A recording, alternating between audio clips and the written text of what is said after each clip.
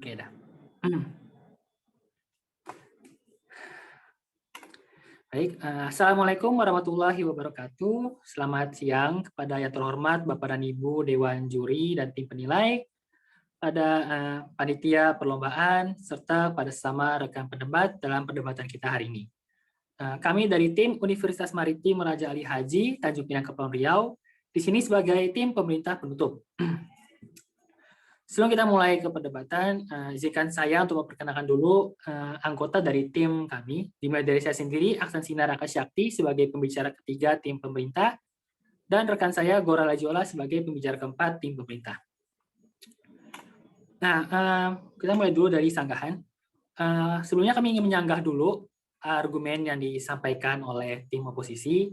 Sanggahan pertama untuk pembicara pertama, tim oposisi yang menyatakan bahwa ada beberapa jurusan seperti tadi virologi, biomedicine, dan fisika nuklir yang menurut mereka merupakan jurusan yang kurang penting. Namun kami sebagai tim pemerintah tidak sepakat dengan pernyataan yang dinyatakan dia. Mengapa demikian? Karena menurut kami justru jurusan-jurusan seperti itulah termasuk dalam jurusan penting dan populer. Kenapa? Karena hal-hal seperti kesehatan, pendidikan, riset, ilmu pengetahuan, ekonomi, dan hal-hal seperti itu merupakan suatu hal yang akan selalu dibutuhkan oleh negara. Masyarakat akan selalu membutuhkan mereka. Mau di saat kondisi paling sehat, atau dalam pandemi seperti ini, dokter akan selalu dibutuhkan. Mau kita dalam keadaan semodern apapun, peneliti itu akan selalu dibutuhkan. Mau kita sepintar apapun, guru akan selalu dibutuhkan. Jadi, intinya jurusan-jurusan yang tadi disampaikan oleh pembicara pertama, ada beberapa yang menurut kami tidak termasuk ke dalam jurusan kurang populer, dan justru masuk dalam jurusan populer. Seperti kedokteran.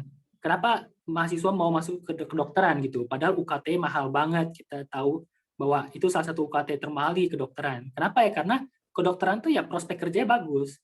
Dan itulah fungsi dari subsidi yang disampaikan oleh tim pemerintah kami. Jika kedokteran dengan prospek bagus UKT lebih rendah, maka semakin banyak orang bisa menjadi dokter, sehingga meningkatkan lapangan pekerjaan dan akhirnya membantu ekonomi. Itu maksudnya. Lalu sanggahan kedua kami akan pada pembicara kedua, tim oposisi, yang menyatakan bahwa uang subsidi yang diberikan kepada jurusan kurang penting itu akan hilang jika kita bisa mengarahkan subsidi kepada jurusan yang populer. Nah, tujuannya memang seperti itu, namun ada alasannya. Alasan kenapa kita lebih fokuskan subsidi kepada jurusan yang yang populer ya karena saatnya kita memerlukannya. Apalagi di masa-masa sekarang lagi pandemi dan kita anggaran kecil kan, ekonomi juga melemah. Nah, kita semakin memerlukan yang namanya anggaran kecil yang kita sekarang punya ini.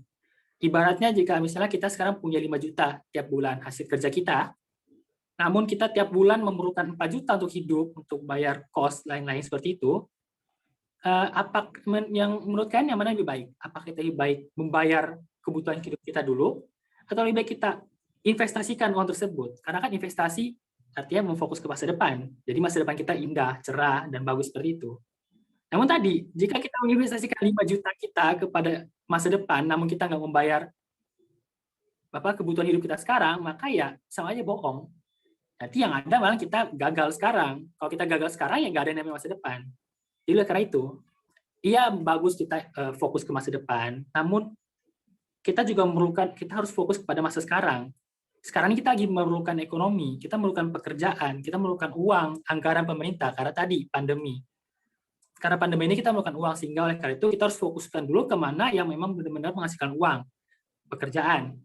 Dan pekerjaan tersebut ya hanya bisa didapatkan jika kita memfokus kepada jurusan-jurusan yang memang menghasilkan banyak lapangan kerja, menghasilkan tenaga kerja yang bagus untuk lapangan kerja yang dibutuhkan. Oleh karena itu fokus kepada jurusan-jurusan populer dan bukan jurusan-jurusan yang kurang populer.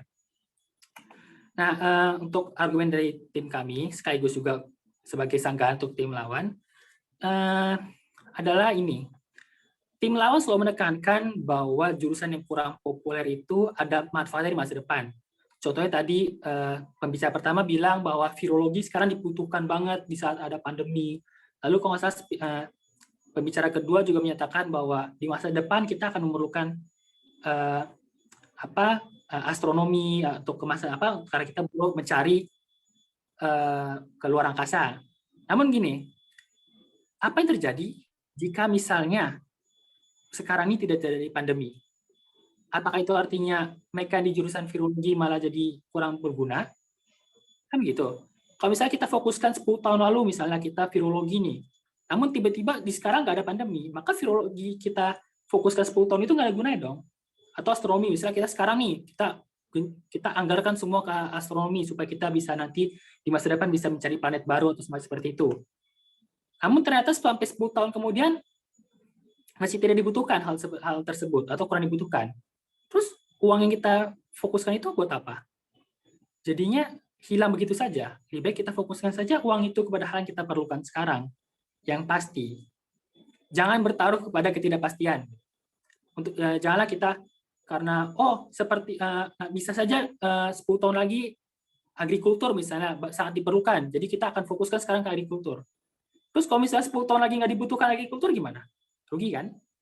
Lebih baik kita fokuskan kepada yang pasti. Fokuskan kepada sekarang kita perlukan yang akan selalu kita butuhkan. Pendidikan, kesehatan, lapangan kerja, ekonomi, riset, itu akan selalu kita butuhkan. Jangan kita bertaruh pada hal yang belum tentu akan terjadi. Dan itu sepertinya hasil semua dari pidato saya sebagai pembicara ketiga tim pemerintah.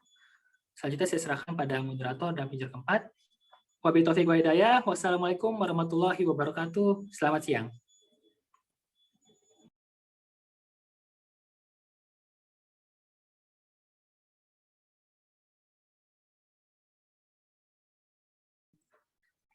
Apakah suara saya terdengar?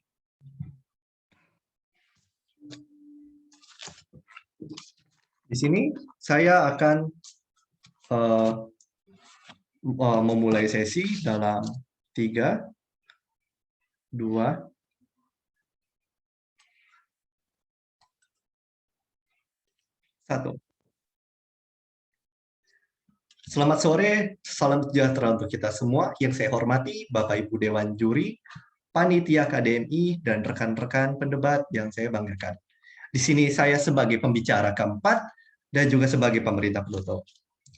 Saya akan membacakan kesimpulan yang telah dari tim pemerintah sampaikan. Yang pertama,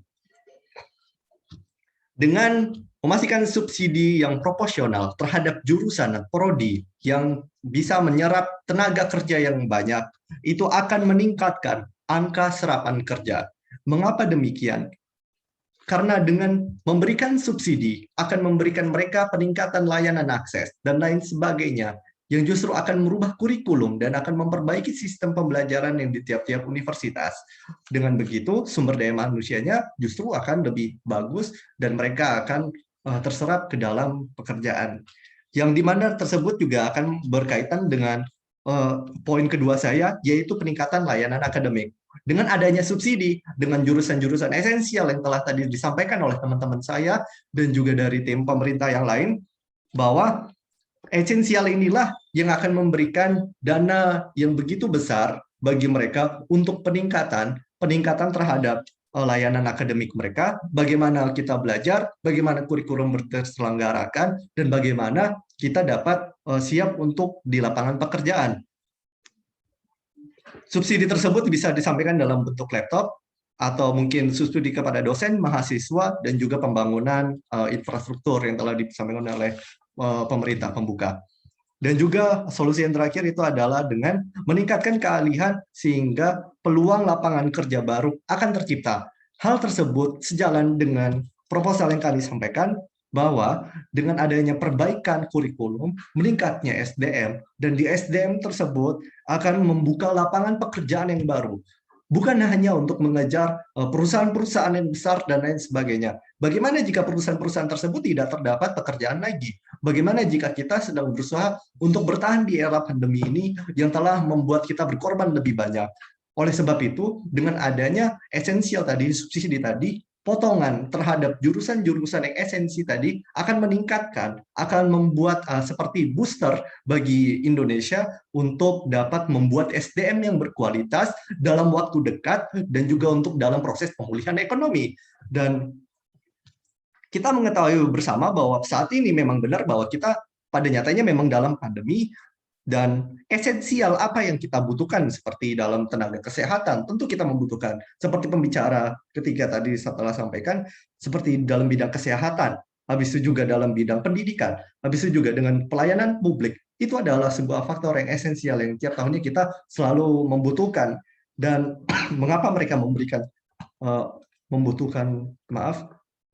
subsidinya, karena dengan memberikan potongan harga pada jurusan-jurusan yang sejatinya esensial, tapi kita ketahui bahwa itu adalah jurusan yang mahal, maka orang-orang akan berbondong-bondong masuk ke sana, mereka akan meningkatkan kualitas, universitas akan merubah pola pembelajaran, sehingga kita akan mencetak SDM yang baru, kita akan membuat lapangan pekerjaan yang baru, yang justru akan menyelamatkan kita semua, dibandingkan harus menaruh potensial kita, dibandingkan kita harus memikirkan probabilitas apakah pekerjaan tersebut esensi di masa depan atau tidak. Daripada kita harus meninggalkan rakyat kita yang kelaparan, daripada kita harus meninggalkan teman-teman kita pada saat ini yang justru membutuhkannya. Seperti yang membutuhkan lab komputer, membutuhkan laptop, membutuhkan laboratorium, dan lain sebagainya yang ada di jurusan esensi tadi.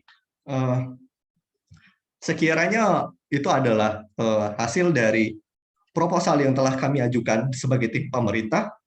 Saya sebagai pembicara keempat sangat mendukung bahwa memberikan subsidi ini akan membantu Indonesia dan memastikan subsidi yang proporsional ini akan mengembangkan SDM yang berkualitas sehingga kita dapat menjadi lebih bertahan dan survive di era yang sulit ini, yang tidak dinotis oleh oposisi. Sekian, terima kasih.